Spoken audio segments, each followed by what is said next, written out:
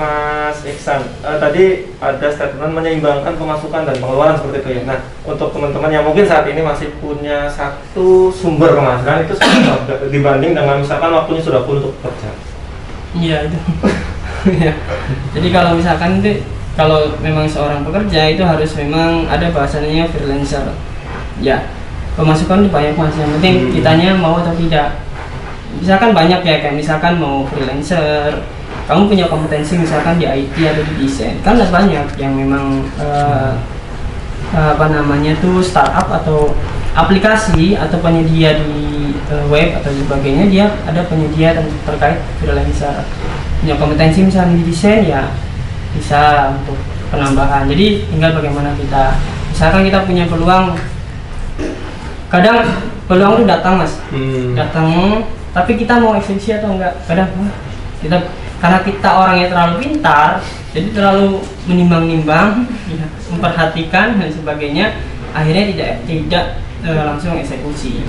Jadi banyak pertimbangan yang harus kita ini, padahal ya mulai aja dulu. Jadi ya itu, jadi harus nambah pemasukan mas. Kalau pemasukan ya, mau tidak mau ya. Pemasukan, kalau enggak teman-teman harus menyeimbangkan tadi. Kalau enggak mau menambah pemasukan, jadi dari pemasukan tersebut teman-teman sudah memplotkan gitu. Jadi udah posnya 100%. Misalkan 1 juta itu menjadi 100% nih mas. 10%-nya untuk apa, kebutuhan sehari-hari misalkan apa. Karena di sini kan lingkungannya itu ya alhamdulillah kita diberikan apa namanya untuk logistik, alhamdulillah jalan dan sebagainya. Tinggal bagaimana teman-teman kan untuk kehidupan sehari-hari atau kebutuhan sehari-hari. Tinggal bagaimana mengembangkan itu. Dan harus direview mas. Evaluasi ya? Ya idealnya harus seperti itu. Tapi kalau misalkan memang sudah melekat ya udah tahu nih sebagai. Dan kemudian kita juga harus punya achievement, prestasi dalam diri kita ketika memang kita sebagai pekerja ya. Jadi harus punya achievement, misalnya makan enak atau enggak liburan. Misalkan saya udah jadwal ini dari pos itu tuh kita punya namanya achievement buat diri kita. Misalkan 5% lah, berarti kalau misalkan dari gaji 5% atau 10%, ya udah 3 bulan terkumpul, yaitu achievement kita, prestasi itu. Mantap ya, luar biasa. Mas Iksan, informasinya dulu pernah sempat gagal investasi. Nah itu bisa diceritakan nggak pengalaman yang pernah gagal kemudian bisa bangkit lagi, itu prosesnya seperti apa ya?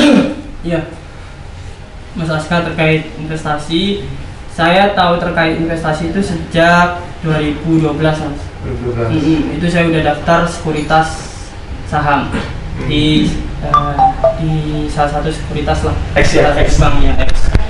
Itu mulai tapi saya karena nggak tahu ilmunya, dan itu mungkin saya karena teman ikut-ikutan, jadi saya daftar. Tapi saya mulai ya, daripada nggak mulai mendaftar waktu itu, dan alhamdulillah sampai sekarang masih jalan. Tapi pindah, diversifikasi, pindah dari yang tadinya mungkin saya tidak tahu, jadi akhirnya pindah kepada instrumen yang lain itu.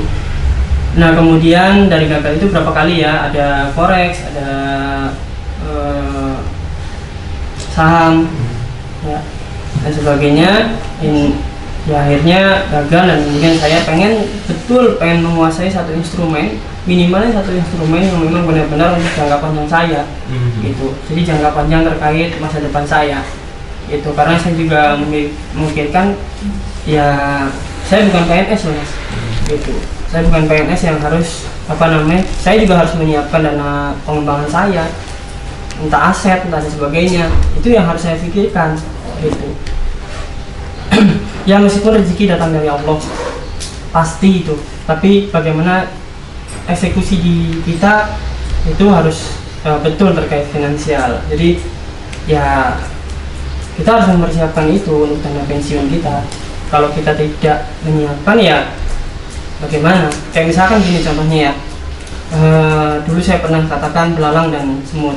Ya, belalang ini dia santai ketika musim apa ya, musim libur atau musim panas lah. Si semut ini dia menyiapkan segala sesuatunya ya untuk menyiapkan di musim dingin. Si semutnya menyiapkan dan sebagainya, makanan sebagainya. Ketika musim dingin kan tidak ada makanan ya, sama seperti nanti hari tua kita yang sudah tua dan sebagainya mau kita sapa kan gitu. Dan kemudian si belalang dia bilang, ngapain kan masih lama, kata si belalang, mau ngapain gitu kan masih lama dan sebagainya. Semut terus saja. Akhirnya musim dingin itu muncul, musim dingin hadir. Akhirnya si belalang mati dan si semut dia bisa bertahan. Wah, luar biasa. Itu jadi perumpamannya seperti itu. Dan teman-teman di sini ya sekarang lagi investasi ya, pahami betul, jangan sampai ikut-ikutan. Misalkan ada yang bisa nih, salah satu, saya punya uang 2 juta, tolong dong mainin dan sebagainya, ya kamu aja nggak tahu ilmunya, kamu mau dibohongin. Jadi harus tahu betul ilmunya, jangan sampai tidak paham gitu ya. Dan jangan sampai mas untuk investasi uang secara keseluruhan dipakai semua ya. Oke, terima kasih Mas Iksan. Ini sangat menarik, tapi lebih menarik kita menunggu setelah yang satu ini. Sinta Tokso. Ya, Dulu, iklan dulu. Dul, kamu joget-joget sini dulu. Bang Bang itu tuh.